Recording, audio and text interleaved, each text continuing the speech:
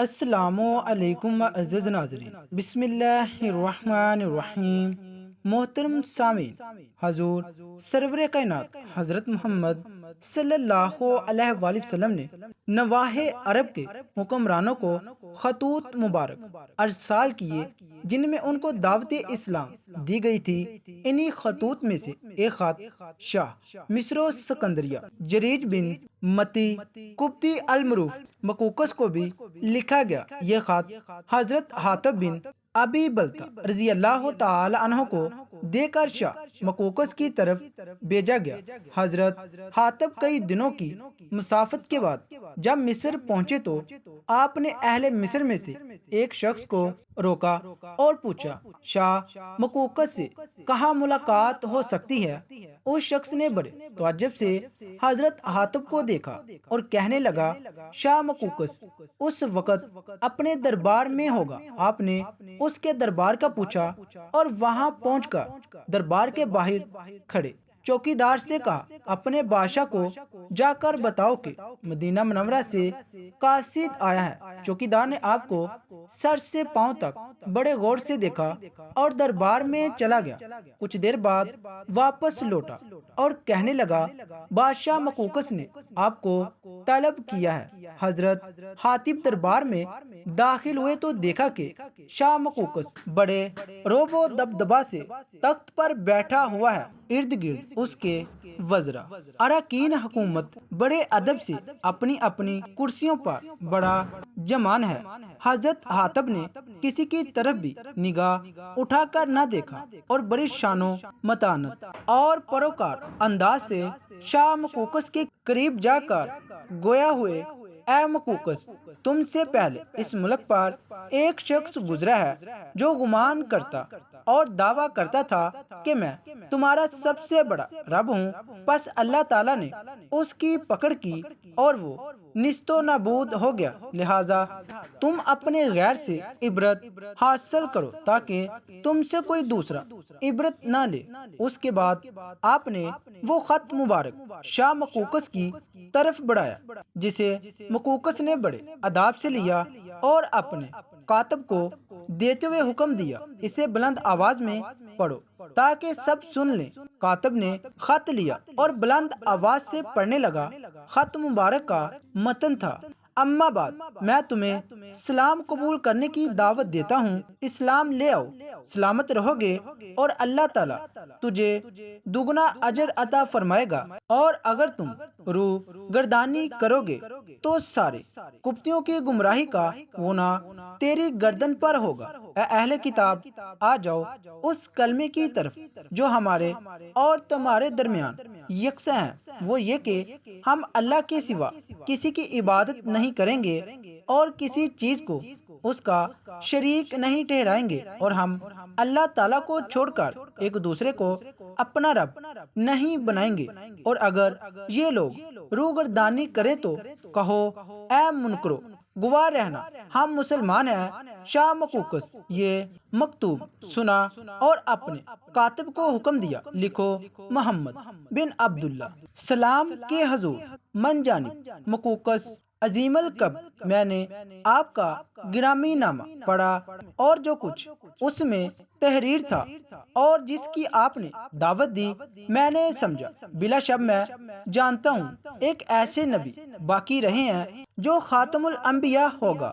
میرا خیال ہے اس کا ظہور ملک شام سے ہوگا، اور میں نے آپ کے قاصد کی آمد کو گرامی جانا۔ میں آپ کی طرف ماریا اور سرین کو بھیجتا ہوں جو کہ قبط میں عظیم المرتبت ہیں، اور کچھ لباس و طائف اور ایک اونٹ آپ کی سواری کے لیے بھی پیش خدمت کرتا ہوں۔ واسلام مقوقس مستند روایت میں ملتا ہے کہ مقوقس نے ماریا اور سرین کو، جو کہ دونوں بہنیں تھیں، اور ان کے ساتھ ان کے ماموزاد چاچا زاد بھائی مابور کو بھیجا، جو کہ ان دونوں بہنوں کی ضروریات کا خیال کرنے اور ان کی مدد کرنے اور خدمت کے لیے تھا۔ دوران سفر ان تینوں افراد پر حضرت حاتم نے سلام پیش کیا تو ماریہ اور سرین نے سلام قبول کر لیا، جبکہ مابور نے انکار کر دیا، مگر مدینہ پہنچ کر کچھ عرصہ بعد حضرت مابور نے بھی سلام قبول کیا اور صحابی رسول کا درجہ پایا۔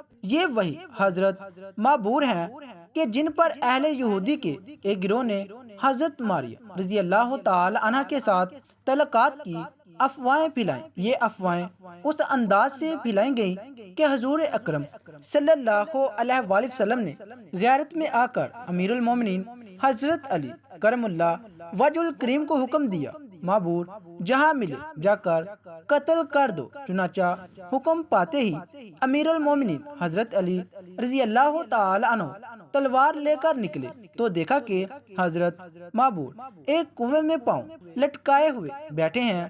امیر المومنین حضرت علی کرم اللہ وجہ الکریم نے ان کو وہاں پہنچتے ہی پکڑ کر جو کھینچا تو اسی کشمکش میں ان کا تہ بند کھل گیا اور شرمگاہ واضح ہو گئی۔ امیر المومنین حضرت علی کرم اللہ وجہ الکریم نے دیکھا کہ یہ تو محبوب و نامرد یعنی خواجہ سرا ہے اور ان کا سرے سے اعلیٰ تناسل ہی نہیں ہے۔ امیر المومنین حضرت علی کرم اللہ وجہ الکریم نے جب یہ منظر دیکھا تو حضرت مابور کو قتل کرنے سے ہاتھ کھینچ لیا اور محسوس کیا کہ اس شخص میں تو وہ علامت ہی نہیں پائی جاتی کہ جس کی بنا پر مجھے دربار رسالت سے اس کے قتل کا حکم ملا تھا۔ پس آپ نے انہیں چھوڑا اور بارگاہ نبوی میں حاضر ہو کر تمام واقعہ عرض کر دیا۔ اس موقع پر حضور نبی کریم صلی اللہ علیہ وآلہ وسلم نے ارشاد فرمایا، حاضر وہ کچھ دیکھ سکتا ہے جو غائب نہیں دیکھ سکتا۔ دوستو، حضرت مابور رضی اللہ تعالی عنہ اہل کتاب صحابی تھے۔ آپ کا نام مابور جبکہ عرف عام میں آپ کو خسی کہہ کر پکارا جاتا تھا۔ خسی اس انسان یا چوپاہے کے لیے استعمال کیا جاتا ہے جس کے خسی نکال دیے گئے ہوں۔ اس کے متبادل الفاظ میں ہجرہ، زنانہ، مخنث یا خواجہ سرا وغیرہ بھی استعمال کیے جاتے ہیں۔ حضرت مابور حضرت ماریہ رضی اللہ تعالی عنہ سے بہت زیادہ مانوس تھے۔ آپ ہر وقت ان کی خدمت میں لگے رہتے، ان کو لکڑی اور پانی وغیرہ مہیا کرتے، ان کے دیگر کاموں میں ان کی مدد کرتے تھے۔ تاریخ میں حضرت مابور کا تذکرہ بہت زیادہ نہیں ملتا کیونکہ آپ کو حضور نبی کریم صلی اللہ علیہ وآلہ وسلم کی رفاقت میں بہت کم وقت میسر آیا تھا۔ علاوہ ازیں آپ اپنا زیادہ تر وقت حضرت ماریہ رضی اللہ تعالی عنہ کے ساتھ ہی گزارتے تھے۔ جس گاؤں میں حضرت ماریہ کی پیدائش اور پرورش ہوئی اس کا نام شیخ عبادہ ہے۔ یہ گاؤں صحابی رسول حضرت عبادہ بن صامت رضی اللہ تعالی عنہ کے نام سے منسوب ہے۔ حضرت ماریہ قبطیہ رضی اللہ تعالی عنہ کے غار اور ان کے نام سے ایک مسجد کی باقیات کے آثار ابھی تک گاؤں میں پائے جاتے ہیں۔ تونا اجبل کے علاقے میں سیاحت کی سرگرمیوں سے متعلق دفتر کے ڈائریکٹر فرج عبدالعزیز کا کہنا ہے کہ اس گاؤں کا اصل نام بسا تھا جو فرعونی زمانے کے ایک معبود کا نام ہے۔ اس کے بعد یہاں ہینو آتی کے نام سے ایک شہر بسایا گیا۔ اس گاؤں میں فرعونی، رومی، قبطی اور اسلامی اثرات پائے جاتے ہیں۔ فرج کے مطابق اس گاؤں کے دیگر نام بھی پڑے جن میں پولیز اور حفن شامل ہیں۔ تاریخ ذرائع کے مطابق صحابی رسول حضرت عمرو بن العاص رضی اللہ تعالی عنہ نے مصر پہنچ کر اس کو فتح کیا۔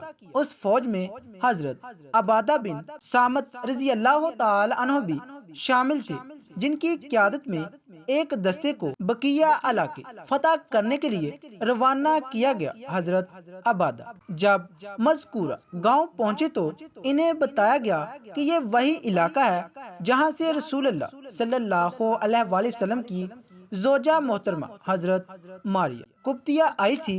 حضرت عبادہ نے یہاں ٹھہرنے کا فیصلہ کیا اور جس جگہ حضرت ماریہ کا گران رہتا تھا وہاں ایک مسجد بنا دی جو اس علاقے میں پہلی مسجد تھی۔ حضرت عبادہ رضی اللہ تعالی عنہ نے اس جگہ کو اپنا مرکزی جائے قیام بنا لیا، جس کے بعد گاؤں کا نام کریہ شیخ عبادہ پڑ گیا۔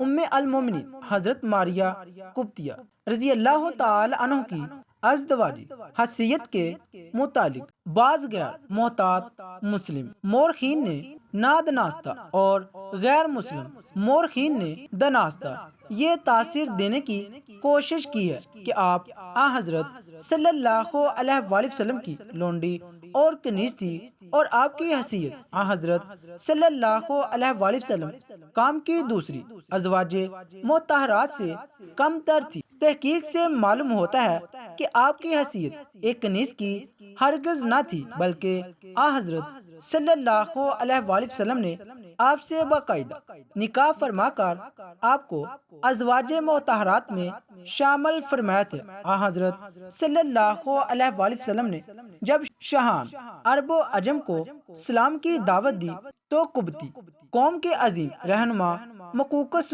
مصر کو بھی ایک خط لکھا۔ مقوقس نے حضور نبی کریم صلی اللہ علیہ وآلہ وسلم کے خط کا بہت سغالی کے طور پر خط کے جواب کے ساتھ قبطی قوم کی اعلی نسل کی 2 لڑکیاں بھی تحفتاً بھجوائیں۔ ایک ان میں سے حضرت ماریہ تھی جن کو حضرت کی زوجیت کا شرف حاصل ہوا۔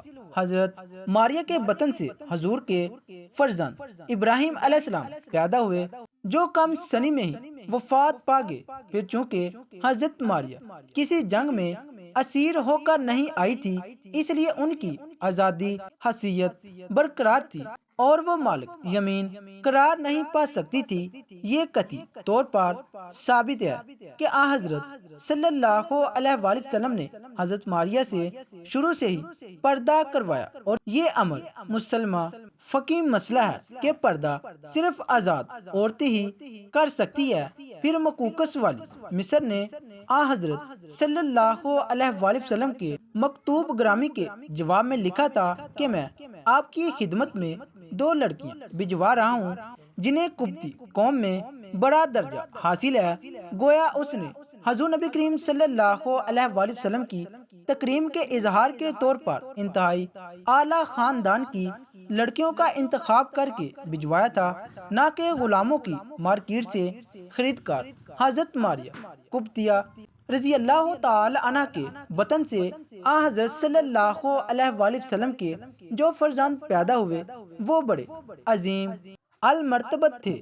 ان کی وفات پر حضرت صلی اللہ علیہ وآلہ وسلم نے فرمایا کہ اگر ابراہیم زندہ ہوتا تو ایک صدیق نبی ہوتا۔ اس جلیل القدر بچے کا نسب کسی طور پر بھی داغدار نہ ہوتا۔ سنت الہی کے خلاف ہے۔ انبیاء حسب و نسباً اعلیٰ خاندانوں میں پیدا ہوتے ہیں تاکہ دشمن ان پر اس طور کا تان نہ کر سکے۔ عربی زبان میں ایک کنیز کو حبائلہ عقد میں لانے کے لیے تجوز کا الفاظ استعمال نہیں ہوتا۔ تجوز باقاعدہ نکاح کو کہتے ہیں جو ہمیشہ آزاد عورت سے ہوتا ہے۔ حضرت صفیہ کے متعلق حدیث میں آتا ہے، یعنی حضرت صلی اللہ علیہ وآلہ وسلم نے حضرت صفیہ رضی اللہ تعالی عنہ کو آزاد کر کے آپ سے باقاعدہ شادی کر لی۔ اسی قسم کے الفاظ حضرت ماریہ کے متعلق بھی آتے ہیں۔ چنانچہ یہ بھی لکھا ہے کہ پھر حضرت صلی اللہ علیہ وآلہ وسلم نے ماریہ بنت شامون سے باقاعدہ شادی کر لی، جسے سکندریہ کے ولی مقوقس نے رسول پاک صلی اللہ علیہ وآلہ وسلم کی خدمت میں ہدیہ تن بھیجا تھا۔ اس مضمون میں بعض شبہات کا ازالہ بھی کیا گیا ہے۔ مثلاً کتب اسارو سیر میں مذکور ہے کہ جب حضرت ابراہیم پیدا ہوئے تو رسول اللہ صلی اللہ علیہ وآلہ وسلم نے فرمایا کہ ماریا کو اس کے بیٹے نے آزاد کر دیا۔ اسی طرح حدیث بیان کی جاتی ہے کہ جب کسی کنیز کے ہاں اس کے مالک سے کوئی بچہ پیدا ہوتا ہے تو وہ اپنے مالک کی وفات کے بعد آزاد ہو جاتی ہے۔ ان ہر دو روایات پر قاضی ابن الراشد قرطبی تنقید کرتے ہیں کہ مذکور دونوں حدیث محدثین کے نزدیک ثابت نہیں۔ بعض مورخین کو لفظ جاریہ سے دھوکہ لگا ہے کہ یہ لفظ صرف لونڈی کے لیے استعمال ہوتا ہے۔ یہ بات صحیح نہیں ہے۔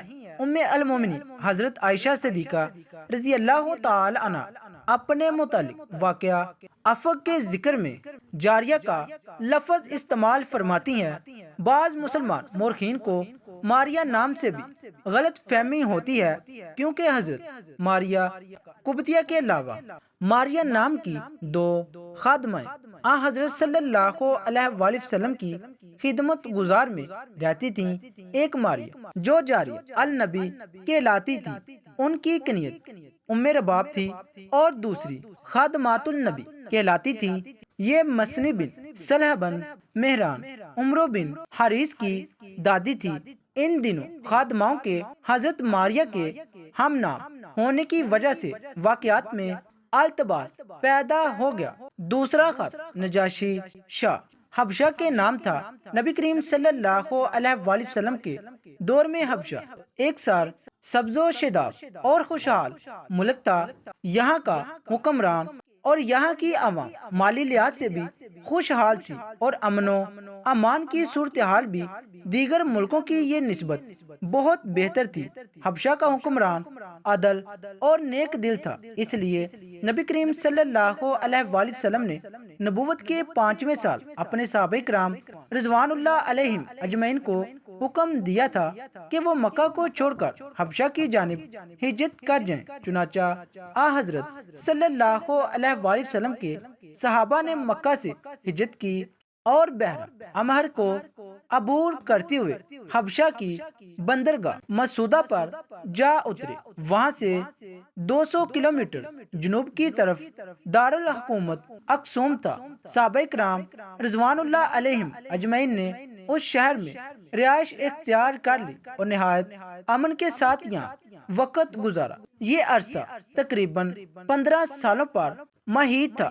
بادشاہ حبشہ کے دربار میں حضرت جعفر کی مارکہ آرا تقریر بھی سیرت کی کتابوں میں ہے اور شاہ حبشہ کا سورۃ مریم کی آیت سن کر رکعت سے آپ دیدہ بھی ہو جانا بھی ہماری تاریخ میں محفوظ ہے۔